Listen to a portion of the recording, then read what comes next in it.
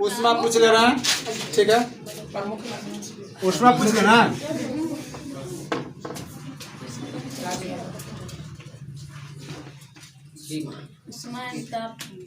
Heat and temperature आपका हो गया ना।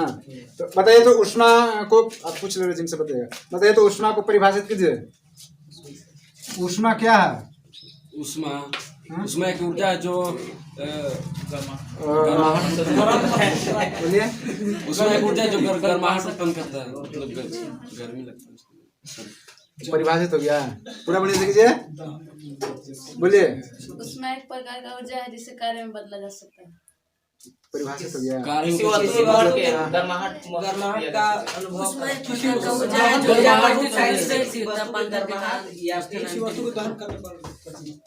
गर्माहट या फिर उसमें एक ऐसी ऊर्जा है। हाँ वो भी चीज है, ठीक है। उसमें एक प्रकार का ऊर्जा है जिससे किसी वस्तु के गर्माहट का एहसास होता है, इसे कार्य में बदला जा सकता है। ये चीज हुआ ना। ऊष्मा को मतलब हमेशा किससे किस में जाता है, तो उच्च ताप से निम्न ताप की ओर ऊष्मा जाने का काम करता है। ये चीज ना हुआ, ठीक है। ऊष्मा का ऐसा ही मात्रा का होता है, जूल होता है। सीजीएस में इसका कैलोरी होता है, नहीं ना होता है, कैलोरी होता है, ठीक है। ऊष्मा का ताप पर प्रभाव होता है ना। ऊष्मा का ताप पर क्या प्रभाव पड़ता है?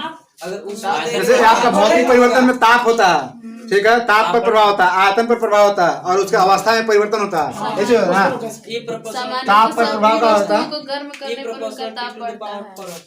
सामान्यतः सभी वस्तुओं को गर्म करने पर उनका ताप बढ़ता है। सामान्यतः सभी वस्तुओं को गर्म करने पर उसका तापमान में परिवर्तन होता है। उसका आयतन में परिवर्तन एक होता है, आयतन पर प्रभाव होता है। तो आयतन पर प्रभाव किस तरह? तापमान बढ़ाएंगे आयतन बढ़ जाएगा। जनरली सभी वस्तुओं का तापमान बढ़ाने पर आयतन पर उसका क्या होता है, तो बढ़ जाता है। ऐसे होता है। और इसका एक होता है अवस्था परिवर्तन। अवस्था परिवर्तन होता है ना, तो जनरली के कारण होता है अवस्था में परिवर्तन, और तापमान में ऊष्मा के कारण परिवर्तन होता है। फिर से बोलिए। अवस्था में तापमान के कारण परिवर्तन होता है, और तापमान में ऊष्मा के कारण। तापमान में जो परिवर्तन होता है आपका, वो ऊष्मा के कारण आपका जो इसमें आपका होता है मूल रूप से, जैसे ना ठोस, द्रव और गैस, तो जनरली परिवर्तन इसी में ना होगा। परिवर्तन होगा तो किसकी वजह से होगा? ऊष्मा के कारण। और ऊष्मा में परिवर्तन किस आधार पर होगा? ताप देंगे तो ऊष्मा में परिवर्तन होगा। यही ना हुआ अवस्था परिवर्तन का रूप से परिभाषित अगर कर सकते हैं तो ऐसी हुआ, ठीक है। इसके बाद फिर आपका आगे बढ़ते हैं। तो एक कैलोरी बराबर कितना होता है? जो 4.186 जूल होता है ना। और एक किलो कैलोरी बराबर कितना होता है? 46 होता है ना। 86 ये आपका जूल होता है। 4.1318 गुने 10 के पावर 3 होता है। ऐसे होता है। एक अर्घ बराबर कितना जूल होता है? 10 के पावर 7, ठीक है। और एक आपका अर्घ होगा ना, एक जूल बराबर 10 के पावर -7 जूल होता है। एक अर्घ में आपका अर्घ आपका माइनस में हो जाएगा। एक अर्घ बराबर 10 के पावर -7 जूल, और एक जूल बराबर 10 के पावर 7 अर्घ होता है। यही चीज होता है, ठीक। इसके बाद आपका बताइए तो एक जैसे अंतर्राष्ट्रीय कैलोरी होता है, कैलोरी होता है। तो कैलोरी बोलिए क्या है? 1 ग्राम जल को 1 ग्राम जल को 1 डिग्री सेल्सियस तक बदलने के लिए जो ऊष्मा दिया जाता है उसी को कैलोरी कहा जाता है। ऐसी ना हुआ अंतर्राष्ट्रीय कैलोरी होता है।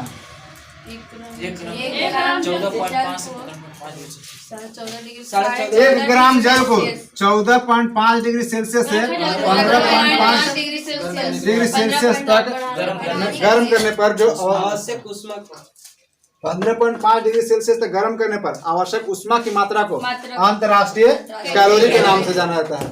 ऐसी चीज हुआ। और एक होता है आपका ब्रिटिश थर्मल यूनिट। बोलिए ब्रिटिश थर्मल यूनिट को परिभाषित। इसमें आपका 1 पाउंड जल को 1 फ़ारेनहाइट तक गर्म करने पर जो आवश्यक उष्मा की मात्रा इसमें प्रयोग में लाया जाता है उसी को ब्रिटिश थर्मल यूनिट के नाम से जाना जाता है। एक ब्रिटिश थर्मल यूनिट बराबर कितना? 252 कैलोरी होता है ना, ऐसी चीज हुआ। ठीक है, इसके बाद फिर आपका क्या होता है, जैसे आपका ब्रिटिश थर्मल यूनिट हो गया, कैलोरी हो गया, अंतर्राष्ट्रीय कैलोरी ब्रिटिश थर्मल यूनिट हो गया।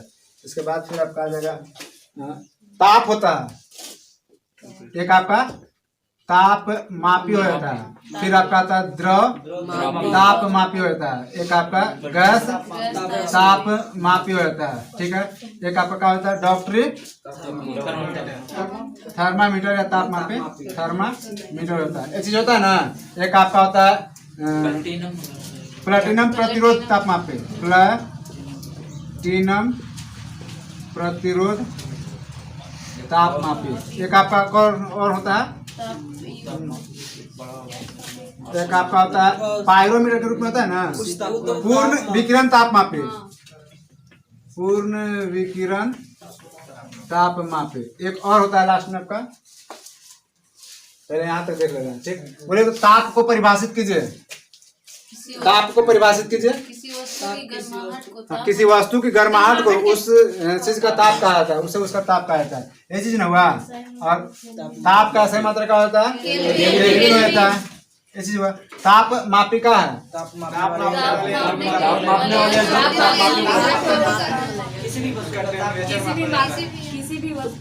किसी भी वस्तु का ताप मापा जाता है,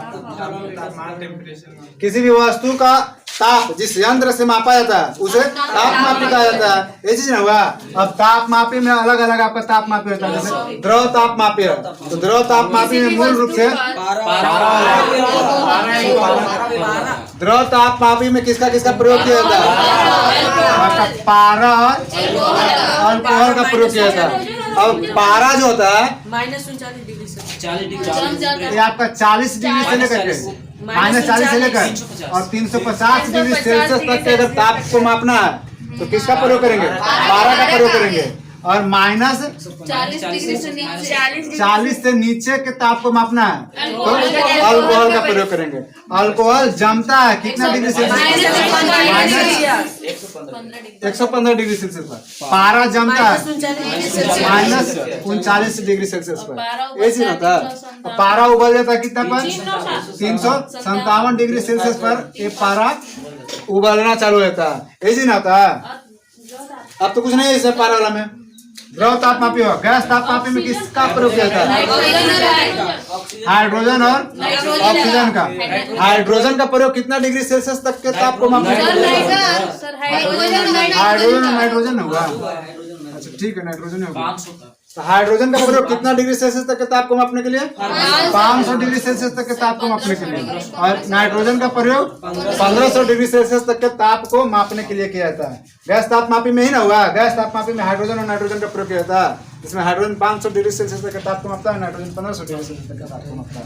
आपका डॉक्टरी ताप मापी में, डॉक्टरी ताप मापी के लिए आपका थर्मामीटर का प्रयोग किया जाता है, ऐसी ना हुआ। इसमें एक न्यूनतम ताप होता है और एक अधिकतम ताप होता है। इसका न्यूनतम ताप फ़ारेनहाइट में कितना होता है, 95 डिग्री फ़ारेनहाइट, और अधिकतम में कितना होता है, 110 डिग्री फ़ारेनहाइट होता है। अगर डिग्री सेल्सियस में होता है तो 35, और अधिकतम में कितना होता है, 43 डिग्री सेल्सियस होता है।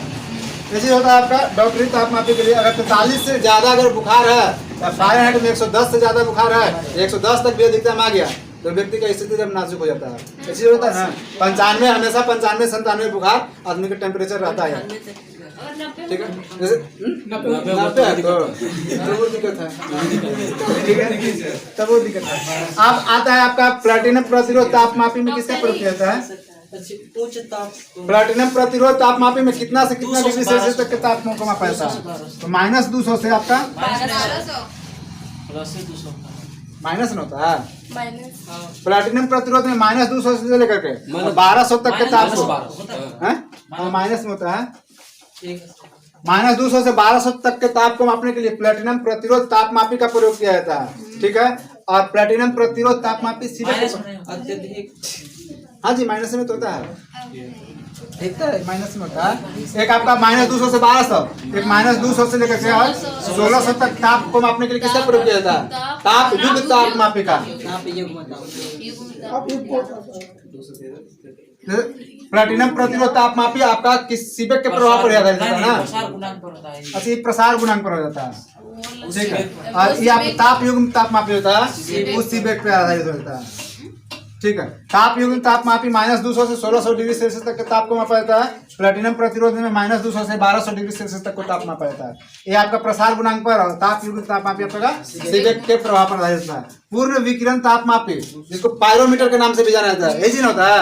इसका प्रयोग होता है 800 डिग्री सेल्सियस से अधिक तक के ताप को मापने के लिए किया जाता है। अर्थात सूर्य का जो विकिरण होता है उसका ताप को मापने के लिए आपका पायरोमीटर पूर्ण विकिरण ताप मापी का प्रयोग किया जाता है। इसी बात पूर्ण विकिरण ताप मापी किस पर आधारित होता है?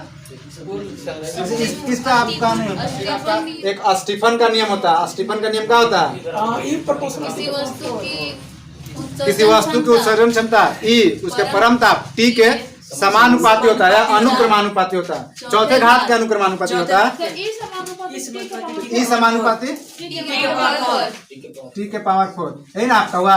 क्या हुआ? स्टीफन का नियम।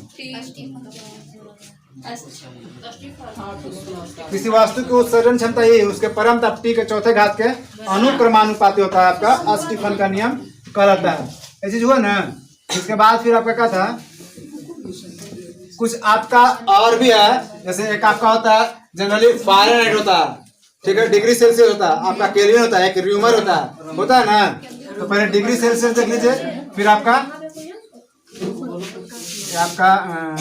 सेल्सियस में आपका होता है, फ़ारेनहाइट में होता है, र्यूमर में होता है, आपका केल्विन में होता है। ऐसे होता है ना। तो डिग्री सेल्सियस में जो होता है न्यूनतम 0 डिग्री होता है, थर्मामीटर होता है ना, अधिकतम 100 डिग्री। इसमें आपका डिग्री सेल्सियस में न्यूनतम जो होता है 0 डिग्री, 0 अधिकतम, जिसको हिमांक बिंदु बोला था ना, हिमांक बिंदु, ये आपका 0 डिग्री सेल्सियस होता है। और अधिकतम में कितना होता है? 100 डिग्री सेल्सियस, जिसको क्या बोला था? उबलन बिंदु ना, क्वथनांक बिंदु, वही ना, वो उबलन अंग्रेजी ऐसे जो है ना। अधिकतम इसका 100 होता है। फ़ारेनहाइट में आपका हिमांक बिंदु कितना होता है? 32 होता है फ़ारेनहाइट। और इसमें अधिकतम कितना होता है? 112 होता है। इसका अंतर कितना होता है? रेंज 180 होता है। डिग्री सेल्सियस में रेंज कितना होता है? 100 का होता है। जैसे 100 - 0 घटाएंगे तो कितना हो जाएगा? 100 हो जाएगा। इसमें से आपका 212 - 32 घटेगा, 180 आएगा। ऐसे होता है ना। र्यूमर में आपका हिमांक बिंदु कितना होता है? 0 होता है। क्वथनांक बिंदु आपका कितना होता है? 80। और रेंज आपका होता है 80, यही ना होता है। केल्विन में आपका 273 आपका हिमांक बिंदु होता है, क्वथनांक बिंदु आपका 373 और यही रेंज हो जाता है आपका 100 होता है। तो इसी का ना एक आपका समीकरण बैठता है, बनता है ना। रुकिए, एक से पूछ लेगा, बता दीजिएगा, ठीक है? बोलिए जी। ऐसे किसे? इधर से बोलिएगा, बोलिए। C - 0 बटा 100 C - 0 बटा 100 बराबर F - 30 बटा 30 बटा 180 I - 0 बटा 80 और K - 100। यही ना आपका हुआ समीकरण हुआ। डिग्री सेल्सियस केल्विन या फ़ारेनहाइट में या र्यूमर में कुछ नहीं बदलना है, आप बदल दीजिएगा, आराम से बदल जाएगा। ये चीज होता है ना। एक आपका तापमान जो होता है, देखिए आपका डिग्री सेल्सियस हो जाएगा, फ़ारेनहाइट हो जाएगा और आपका एक केल्विन होता है। जैसे जल जमता है, जल का जमना हम पूछ लेंगे। फिर इसके बाद क्या होता है? कमरा का ताप हो जाता है। मानव शरीर का ताप। फिर आपका इसमें तीसरा का होता है कमरा का ताप, मानव शरीर ना, मानव शरीर का। फिर आपका जल का उबलना होता है। ये जो होता है, एक होता है मानव शरीर, मनुष्य का पीएच मान कितना से कम होता है मुंह का, तो क्षारीय हो जाता है। 5 से कम। मनुष्य का पीएच मान, मुंह का पीएच मान 5.5 से कम होता है तो मुंह में मतलब दांतों में क्षरण उत्पन्न हो जाता है। दांत में क्षरण होता है ना, दांत में क्षरण चालू होता है, या फिर आपका वर्षा के जल का पेज मान कितना से कम हो जाने पर वर्षा अम्लीय जल होता है, तो 5.6 से कम हो जाने पर जल का जमना वाला है। बताइए तो केल्विन पर कितना डिग्री केल्विन पर जमता है? केल्विन में 273 केल्विन पर जम जाता है। ऐसे होता है ना, मानव शरीर का तापमान होता है केल्विन में कितना होता है? 310 केल्विन होता है। और जल उबलने लगता है कितना डिग्री सेल्सियस पर? 373 डिग्री सेल्सियस पर 100 डिग्री सेल्सियस पर उबलने लगता है। हाँ देखिए और बोलिए आराम से, ठीक है। शरीर जल का जो होता है फ़ारेनहाइट में कितना डिग्री चाहिए जमने के लिए? 32 डिग्री फ़ारेनहाइट चाहिए। 0 डिग्री सेल्सियस में कितना चाहिए? 0 चाहिए। मनुष्य का शरीर का तापमान फ़ारेनहाइट में कितना होता है? 98 6 फ़ारेनहाइट होता है। और शरीर का तापमान कहीं कहीं तो वो नहीं देता है, कहीं कहीं वो नहीं देता है, लेकिन जनरली आपका ये होता है ना। मानव शरीर का तापमान डिग्री सेल्सियस में कितना होता है? 37 डिग्री सेल्सियस होता है। हाँ ये आपका 36.6 भी आता है, या 36.9 भी आता है। तो क्या करिएगा आप? रेंज में आपको देखना होगा ना, अगर ये रहेगा तो फिर ही नहीं रहेगा, ठीक। जल जो उबलने लगता है केल्विन में कितना केल्विन पर? 373 केल्विन पर उबलने लगता है। जल जो होता है उबलता है फ़ारेनहाइट में 212 को उबलता है। कमरा का तापमान केल्विन में कितना होता है? 300। केल्विन में आपका 300 होता है। फ़ारेनहाइट में कितना होता है? 80.6 यूरो होता है। और फिर यहाँ कितना होता है? 27 डिग्री सेल्सियस कितना होता है। ये चीज आपका हो गया ना, ऐसे होता है ना। बर्फ के गलन की गुप्त ऊष्मा का मान कितना होता है? 80 होता है ना। और जल के वाष्पन की गुप्त ऊष्मा का मान कितना होता है? 540 कैलोरी या 540 कैलोरी होता है।